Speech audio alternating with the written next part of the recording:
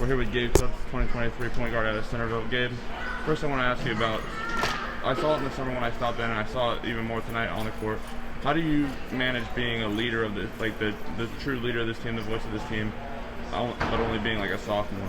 I just try to focus on the other guys, try to help them be as best as they can be on and off the court, take all the focus off myself and just put it on them. When it comes down to tonight, though, I mean, obviously you were in a great matchup with another point guard out of Pickerington Central, Josh Harlan, but you were able to help carry the offense, and really, when it came down to the stretch, you were making big shots that sort of kept your team in the game and even gave them the lead.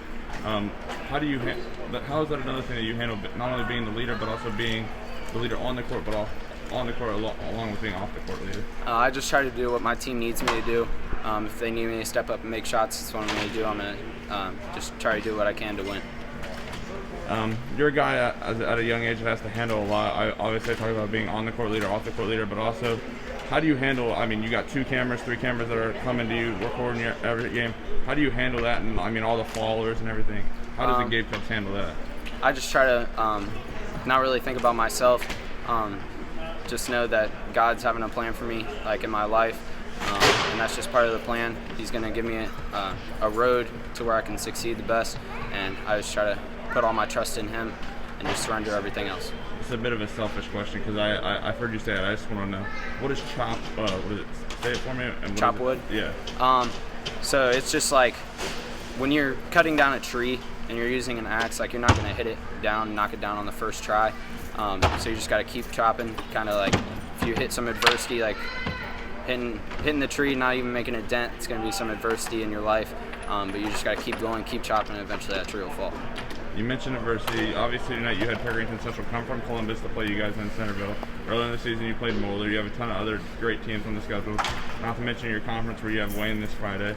How do you handle that adversity this season where it can be up and down with talented teams coming at you every night? We just try to focus on us, play as best as we can, try to prepare throughout the week for our tough schedule, and just try to be us.